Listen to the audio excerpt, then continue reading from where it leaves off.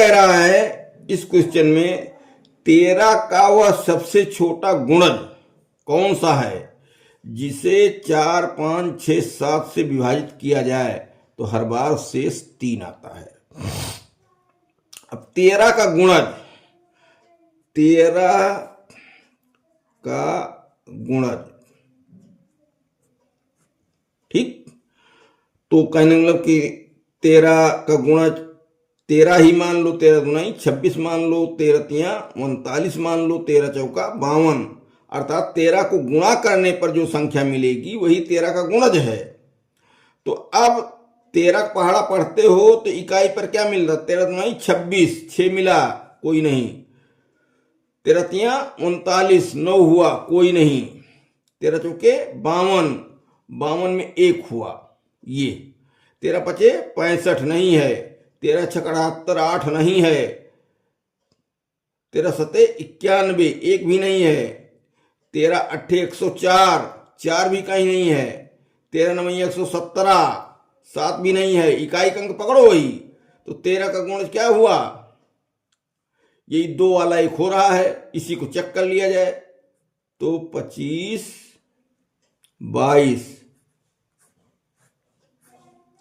13, 13 इक्के 13, 2 बचा और 12, 2, 13 नवैया 117, तो 12 में से 7 गए 5 और ये कट गया और 2 उतारो, 13 चौके 52, 13 का गुणज अकेले यही संख्या हो रही है और कोई 13 का गुणज है ही नहीं है। तो कह रहा 13 का सबसे छोटा गुणज कौन सा है, तो 13 का गुणज ही हम पहचाने, इनके लघुत्तम महत्तम समापवर्तक निकालने में ना हम फंसे। ये बहुत सटीक जो है आइडिया है कि भाई 13 से तो कटती है, तो 13 से कटने वाली संख्या इक्के हो रही है। जब मान लो 2 संख्याएं हो जाती तो हम किसी से चेक कर लेते शेष कितना आता है, शेष वाले में चेक करते, लेकिन इसमें 13 से कटने वाली ही एक ही स्टेप हमको जाना पड़ता है, उसी पर क्लियर हो जाता है, क्योंकि 13 गुणज ये तीनों संभव नहीं है। इसलिए संख्या बराबर 25, 22, ये ऑप्शन नंबर डी सही है।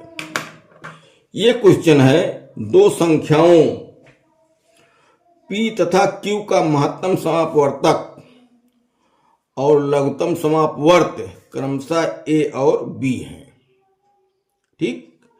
यदि A धन B बराबर P प्लस Q ये दिया है तो A क्यूब धन B क्यूब का मान बताओ। ये अब कुछ सूत्र यहां लगेगा, जैसे कह रहे हैं कि A cube plus B cube का मान बताना है, तो हम ऐसा कुछ करें कि हमको 3 घात वाला सूत्र मिले। तो क्या करें, A धन B और बराबर P प्लस Q को होल क्यूब कर दें। चूंकि A प्लस B प्लस नहीं A प्लस B बराबर P प्लस Q, ठीक। घन करने पर, क्यूब करने पर, तो A प्लस B का 3 बराबर P प्लस Q घात 3। दोनों तरफ एक क्रिया की जा सकती है ना। घात 3 इसलिए कर रहे हैं कि घात 3 में ही पूछा है, तो हम यहां घात 3 प्राप्त करें। इसको जब सर्वसमीका से सूत्र से खोला जाता है तो A cube plus B cube plus 3 A square B plus 3 AB square बराबर P क्यूब धन Q cube plus 3P square Q धन 3PQ स्क्वायर। इसको शॉर्ट में थोड़ा करेंगे, A cube plus B cube बराबर 3AB, यहां तक कॉमन ले लो, छोटा करो, 3AB क्या बचा, यहाँ a बचा प्लस यहाँ b बचा, और यहाँ भी वही काम करो। सरलीकरण देखने के लिए थोड़ा हो जाएगा। हाँ, तो 3pq, 3 ये 3 है, pq क्या बचा, p बचा प्लस यहाँ q बचा। अब क्या है, ये बराबर ये तो आ गया, यही इतने झंझट वाले हैं, यहाँ धन है। हम देख रहे हैं कि दो संख्याएं हैं, ठीक, P और Q का महत्तम समापवर्तक लघुत्तम समापवर्तक क्रमशः A और B है। क्योंकि A B क्रमशः P व Q के मासा व लासा हैं, इसलिए क्या पी क्यू बराबर ए बी, अर्थात संख्याओं का गुणा बराबर उनका लासा मासा। ये सूत्र है, दो संख्याएं हैं तो उन संख्याओं का गुणनफल बराबर उनके मासा और लासा के, ये सूत्र है भाई। तो अब देखो इसमें क्या फिट कर सकते हैं, ए बी है तो यहां क्या लिख दें, पी क्यू लिख दें, और ए प्लस बी के बराबर पी प्लस क्यू दिया है, तो चाहे इस वाले भाग में सेट करें चाहे इसमें सेट करें, किसी एक में करना है। तो a cube plus b cube plus 3pq और ब्रैकेट में p प्लस क्यू, भाई उसके मान बराबर हैं, a प्लस बी है तो हम p प्लस क्यू लिख दिए, बराबर p cube plus q cube plus यहां प्लस है भाई 3pq और p प्लस q, एक ही जगह मान रखेंगे। अब देखिए क्या हुआ, ये हिस्सा दोनों तरफ बराबर है, तो चाहे दोनों तरफ इतना निकाल दिया जाए, चाहे कह लो दोनों को काट दिया जाए, ठीक। बचा क्या, बचा a cube plus b cube बराबर p cube plus q cube. तो a cube plus b cube का मान क्या आया, p cube plus q cube, ये ऑप्शन नंबर सी। दो संख्याओं का महत्तम समापवर्तक लघुत्तम समापवर्तक क्या है, महत्तम समापवर्तक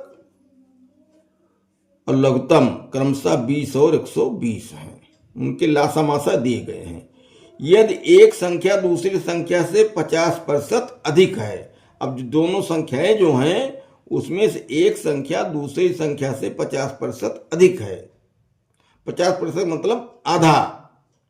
अगर 10 है तो क्या हो जाएगा, आधा नहीं, हाँ आधा बड़ी, तो 10 का आधा 5, 5 बड़ी है तो 10 5 15 है। इस तरीके से हमको इसमें सेट करना है।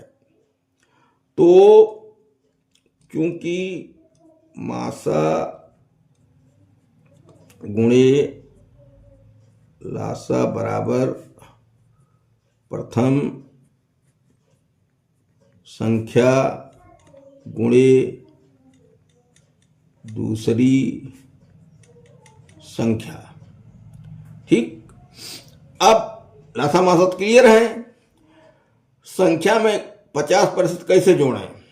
एक संख्या हम मान लो x कर लें तो अगली क्या हो जाएगी, x का आधा x में जोड़ो, या x गुणे 150 कर दो, लाभान में बताया गया था 100 तो रहबे करेगा, 50 और दो डायरेक्ट आ जाए, तो 120 गुणे 20 बराबर x गुणे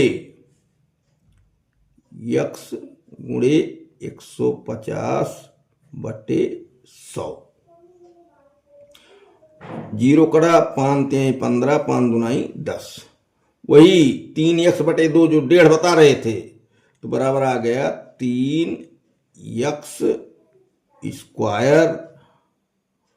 बटे 2। तो 120 गुणे 20 बराबर 3x² बटा 2। ठीक, अब 3 से भाग दे दो, 3 चौक 12, 40, और ये 2 जाके गुणा कर देगा, तो 80 गुणे 20 बराबर x²। ये हो गया 1600 बराबर x²। तो x बराबर कितना हो गया, 4 चौक 16, 40, x बराबर 40।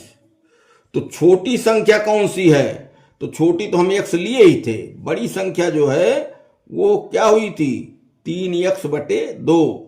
तो x का मान आ गया, इसका मतलब छोटी संख्या का मान आया, इसलिए छोटी संख्या बराबर 40। ऑप्शन नंबर सी सही है, ऑप्शन नंबर सी।